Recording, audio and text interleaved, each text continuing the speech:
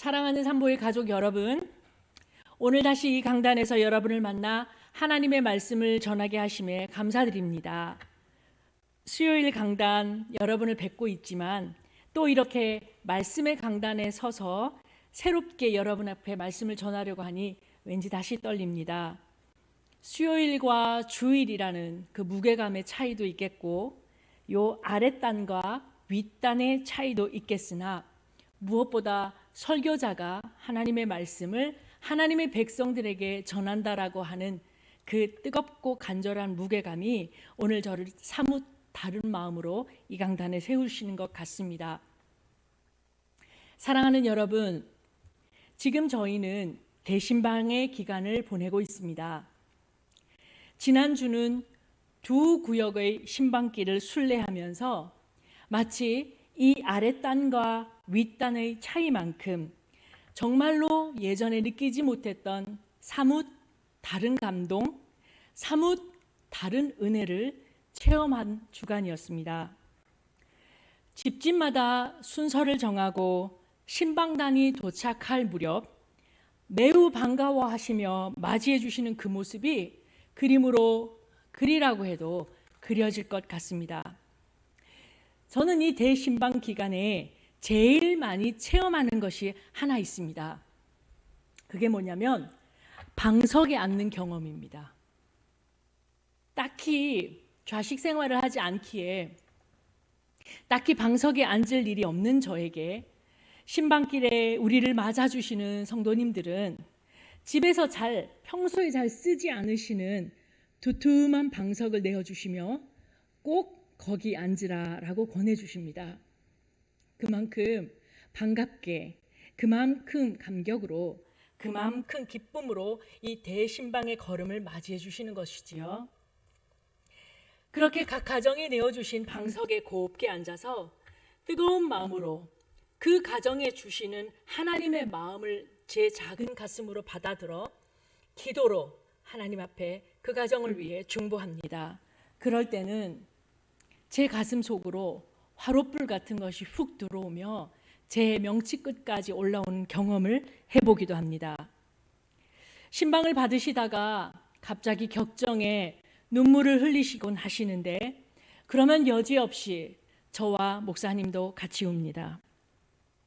좋은 일이 있다 하고 기뻐하며 들떠서 전해주시는 음성을 듣고 있으면 내어주시는 향긋한 차맛보다 더 진한 향이 가슴으로 밀려와서 나도 모르게 기쁘게 함께 웃습니다. 각 가정에 주시는 하나님의 말씀은 참말로 세밀하고 친밀하십니다. 하여서 이 말씀을 내가 이 가정을 위해 같이 들어서 지금처럼 앞으로도 하나님이 이 가정에 무슨 일을 어찌하실지 낱낱이 보고 증거하겠다라는 복음에 증인된 마음의 가슴 아리가 다시 시작되곤 하는 것이 신방의 자리입니다. 이 좋은 신방의 자리를 여러분 저희 목회자들에게 허락해 주시고 저희가 신방할 수 있도록 여러분 가정의 문을 열어주시고 마음을 열어주셔서 참말로 감사드립니다. 바쁘신 일정 기꺼이 쪼개셔서 우리와 함께 자리에 앉아주시고 우리를 기다려주셔서 다시 감사드립니다. 이렇게 앞으로도 함께 울고 웃으며 우리들의 시간이 깊어질수록 하나님이 우리에게 맡겨주신 하나님의 이 귀한 분들을 더 사랑하고 더 존경하고 더 아끼고 더 섬겨야겠다라는 어린 목회자의 마음이 마치 어린아이가 키가 자라듯 매일 그렇게 쑥쑥 자라나고 있음도 고백합니다. 그러면서 저는 다시 한번 하나님이 하나님의 사람들을 어찌 축복해야 되는지에 대해서 알려주신 말씀을 펼치지 않을 수가 없어서 민수기 말씀을 거듭하여 다시 듣습니다. 오늘 우리가 읽은 민수기 6장의 말씀은 제사장의 축복이라고도 하며 아론의 축복이라는 문구가 새겨져 있는 본문입니다. 이 축복문을 마음에 새기고 되도록이면 암송하여서 만나는 모든 사람들에게 새롭게 축복하시면 그 축복을 입에서 내는 자도 복이 있거니와 그 복을 받으려고 앞에서 복을 받는 그 사람도 복이 있는 참 귀한 하나님의 말씀이다라는 생각이 들어지는 거지요. 여러분, 아론의 축복문을 담고 있는 민수기서는 이러한 배경을 가지고 있습니다. 이스라엘 자손이 애굽 땅에서 나온 후에 어느 누구가 전쟁 가서 싸울 수 있나라고 묻는 병력의 숫자를 조사하는 조사가 있은 후에 벌어진 일들을 기록하고 있는 문서가 민수기서입니다. 잘 아시는 대로 모세가 손을 올리면 이겼고 손을 내리면 졌던 아말렉 전투를 치르고 난 모세는 광야를 지나는 동안 우후죽순 자라난 모든 새로운 세대들과 함께 더 좋은 광야의 생활을 감당하려고 진을 어떻게 편성해야 되는지, 그러니까 진영을 각자 어떻게 꾸려야 하는지에 대해서, 또 네 앞서고 내 앞서고 서로 좁은 골목 가운데 다툼이 아니라 어느 진영 먼저 가고 다음 진영으로 나중 가는 이런 행군의 순서를 정하는 것을 결정하게 되었습니다.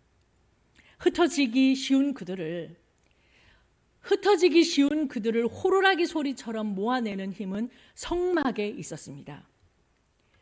한중간에 성막을 세우는 일은 모든 사람들의 자발적인 헌신과 봉사로 이루어졌는데, 성막은 그저 천막이 아니라 그 성막 안에는 하나님의 거룩한 약속이 담긴 언약궤가 모셔져 있었지요.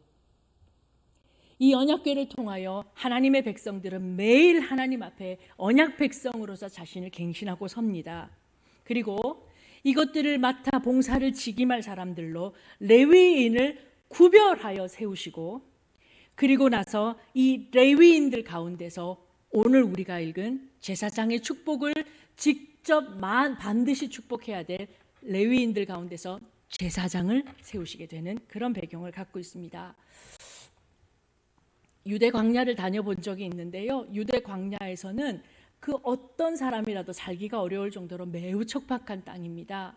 하니 이스라엘 백성들에게도 유대 광야 땅은 그들의 집이 아니지요. 하나님이 반드시 약속해서 젖과 꿀이 흐르는 땅으로 가라 하신 약속의 땅이 있었고, 그곳으로 지나가는 동안 광야는 과도기적 공간이었습니다.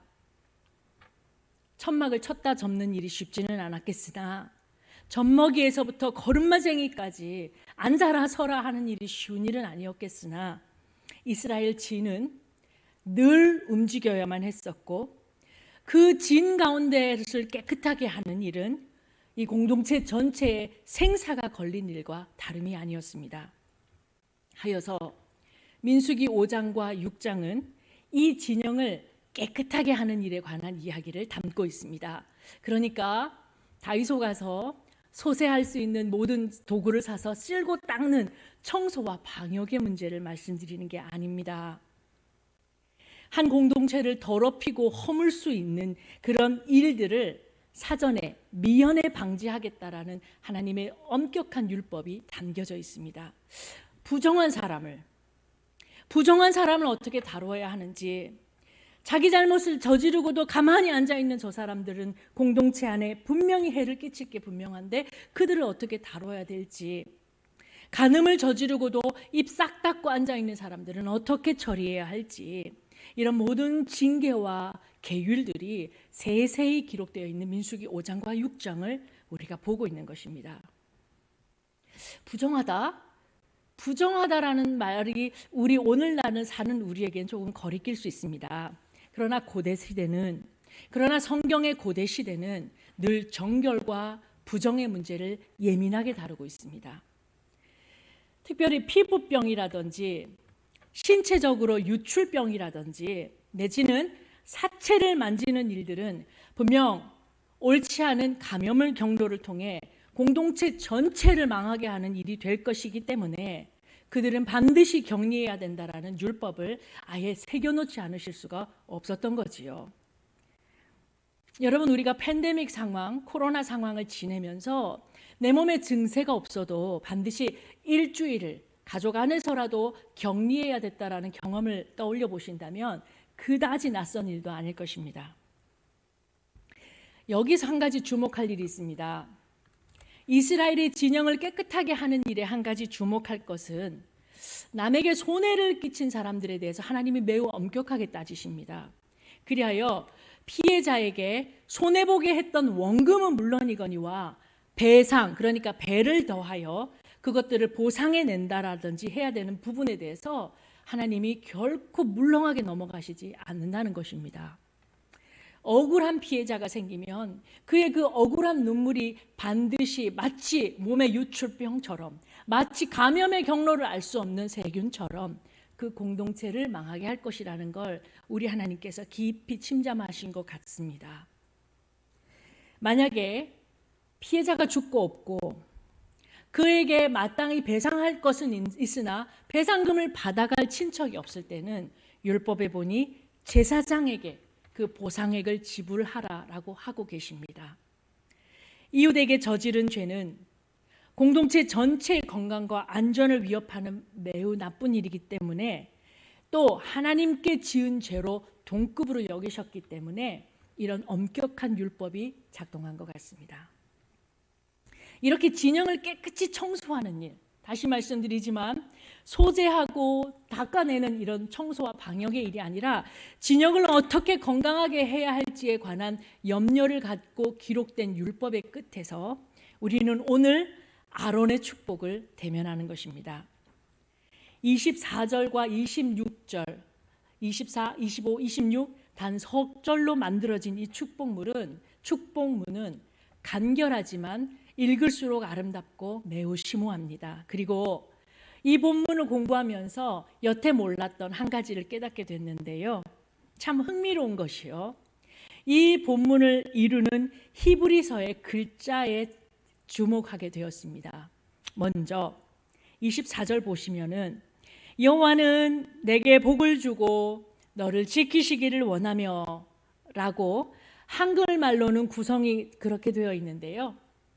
24절은 히브리어 단 세 글자로 기록되어 있다고 합니다. 25절은 히브리어 단 5글자로 기록되어 있습니다. 그러면 오늘의 퀴즈, 26절은 히브리어 몇 자로 만들어져 있을까요? 7자로 구성되어 있습니다. 3, 5, 7 홀수를 따라서 이렇게 움직여가는 히브리서의 숫자가 제겐 너무나 매력적인 공부의 자리로 다가왔는데, 이게 무엇을 의미하나 감감히 눈을 감고 생각해 보니 마치 어린 시절 할머니 집 앞에 있던 조그마한 저수지에다 돌멩이를 땅 던지면 그 중간에 돌멩이가 떨어지는 곳에선 동그마니가 작게 일어나지만 그것이 가만히 있지 아니하고 좌우로 퍼지면서 점점 커지던 물결과 같은 느낌을 우리에게 허락해 주었다는 겁니다. 오전 시간에 우리가 함께 불렀던 강물같이 흐르는 기쁨 성령이 마심이라, 바로 그와 같이 물결이 퍼져나가는 것처럼 히브리서 단어 수만 보더라도 아론의 축복은 한 군데 떨어진 곳에 그대로 거기에서 침잠하지 아니하고 좌우로 상하로 주변으로 넓게 퍼지는 하나님의 축복을 담고 있는, 동작하는 그 믿음을 바라보게 되었다라는 것입니다. 그리고 각 절은 또 두 부분으로 나누어져 있다고 그래요. 전반부가 하나님의 은총이 어떻게 작동하는지를 보여준다면 그 후반부는 작동의 결과가 나온다는 겁니다. 이렇게 보시면 됩니다.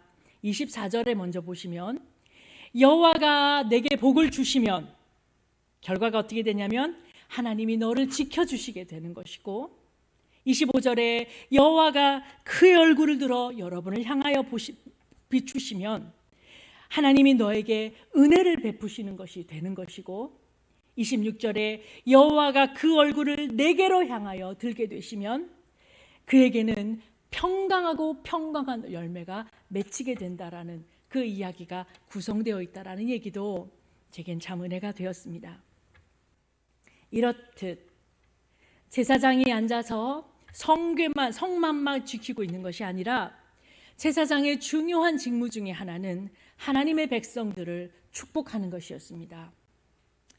힘겹게 사는 사람들, 몸과 마음에 상처를 입어 이 상처를 어찌할 줄 몰라 그 상처를 벽에 삼아 자고 눕는 사람들, 팍팍한 일상 속에 한 모금 물이 그리워서 여기를 찾고 저기를 파는 사람들에게 제사장들은, 또 제사장의 임무를 오늘날 수행해야 되는 목회자들의 삶은 그들을 축복하고 또 축복하여 샘의 근원이 되신 여호와께로 인도하는 것이다 라는 것이 그들의 의무였고 저의 의무이며 우리들의 의무라는 것을 새겨보게 됩니다. 기억하시는지요? 여러분, 몇 달 전에 저희는 수요 모임에 저와 함께하는 성경 공부 시간 외에 여러분 기억하시는지요? 떼제 찬양을 통한 떼제 모임으로 모였던 기도회가 있었습니다. 그때 우리가 불렀던 찬양 중에 이 찬양이 거듭 저를 떠올리게 했습니다. 주님 너를 고치시며 외면하지 않으시네. 주님 너를 찾으러 오시네. 만나러 오시네. 악보가 없이는 부르기 힘든 떼제 찬양이었으나 이 가사만은 또렷이 남아서 저와 여러분 속에 공감되는 노래가 될 것이라 믿어져서 제 귀에 쟁쟁 울렸음을 고백합니다. 사람들은 각자의 몸과 마음에 난 상처와 아픈 기억들, 또 어찌 살아야 될지 몰라 불안해하는 미래에 대한 불안과 두려움을, 그 불안과 두려움을 부드럽게 어루만져 주시는 따신 엄마 같은 하나님의 손길을 기다리고 있는지 모릅니다. 그렇게 간절한 기다림 끝에 제사장들이 발걸음하여서, 또 목회자들이 발걸음하여서, 또 함께 이 마음으로 축복하는 성도들이 발걸음하여서 그 하나님의 백성을 축복하며 여호와께서 얼굴빛을 그를 향하여 들어주시기를 같이 간구할 때에 우리의 삶 가운데, 축축하고 메말랐던 우리의 삶 가운데 하나님의 빛이 비추어질 것이다라는 믿음이 제게 생겨나는 것입니다. 어찌하면 하나님의 얼굴이 우리를 향하여 들어주실 수 있을까요? 어찌하면 그 밝고 밝은 하나님의 해 같은 얼굴빛이 내 삶을 떠나지 않으시게 될까요? 이것은 예수님을 통해 배울 수가 있습니다. 예수님께서 세례 요한에게 세례를 받고 올라오시니까 마가복음 1장 15절의 말씀에 이렇게 이야기가 들려옵니다. 하늘로부터 소리가 나서 이르기를 너는 내 사랑하는 아들이라, 내가 너를 기뻐하노라. 예수님이 어찌 사셨기에 하나님께서 그의 얼굴을 그 예수님께로 향하여 돌리시고 그리 기뻐하시고 즐거워하셨을까요? 다른 사람의 생명을 나의 생명만큼 풍성하게 만들고 싶어 함께 사랑하는 마음으로 자신의 몸을 내어놓으신 예수님의 삶을 우리 하나님이 기뻐하지 않으실 리가 없으셨겠지요. 어느 책에, 말씀을 읽다가 보니 어느 책에 순천자흥, 역천자흥이라는 말이 새겨져 있는 것을 보게 되었습니다. 순천자흥, 역천자망. 뜻을 풀이해 보면 하늘의 뜻을 순응하여 사는 자들은 흥할 것이고 하늘의 뜻을 거스리고 사는 자들은 성공한 듯 보이나 결국은 망한다라는 유학책의 얘기라고 합니다. 26절에 우리가 읽은 바 여호와는 그 얼굴을 내게로 향하여 드사라는 구절은 25절에 나오는 여호와는 그의 얼굴을 내게 비추사와 연결됩니다. 하나님이 그의 얼굴을 나를 향하여 들어주시면 얼굴에 어떤 좋은 화장품을 바르지 아니하여도, 내 마음에 좋은 보약을 먹지 아니하여도 내 삶이 윤택하게 될 것이라는 것을 믿어지게 되는 것입니다. 하나님의 얼굴이 우리를 향해 들어주시기를 간절히 빕니다. 우리에게 그와 같이 하나님의 얼굴이 우리를 향하여 드실 때에 세상이 주지 못하는 평강과 평화가 나를 지배하실 수 있는 그런 놀라운 삶을 살아드리는 저와 여러분이 되실 수 있기를 원합니다. 그리하여 바깥 세상은 전쟁이라 할지라도, 바깥 세상은 아웅다웅 날마다 전쟁이라 할지라도 내 마음속 하나님의 얼굴이 비추어지는 내 마음속은 날마다 천국이 되는 복 있는 인생을 사시는 저와 여러분이 되실 수 있기를 바랍니다. 저는 이번 신방길에서 정말로 강물 같은 평화가 내 작은 두 발 가운데 도착하여 닿는 곳마다 새로워지게 해달라고 기도하고 출발합니다.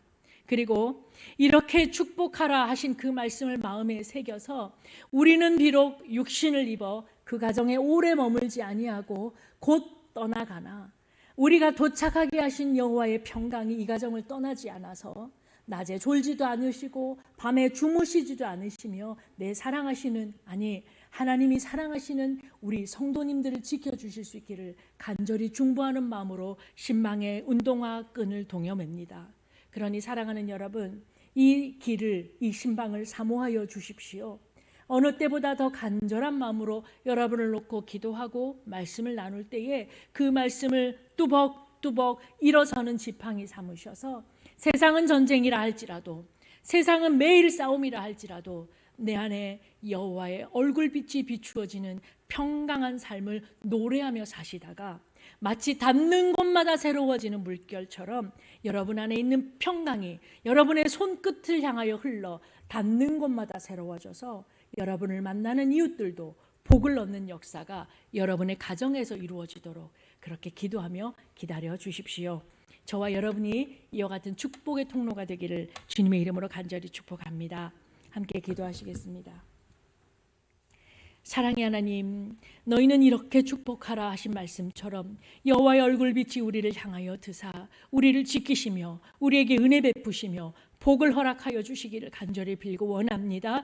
이 땅에 사는 동안 내 배만 부르게 하실 것 아니라, 나만 평강하게 하실 것 아니라, 나만 잘 되는 일 주실 것이 아니라 나로 인하여 이웃이 잘 되게 하는 일에, 그 축복의 처음이 되는 일에 사랑하는 우리 성도들이 사용될 수 있도록 주님 역사하여 주옵소서.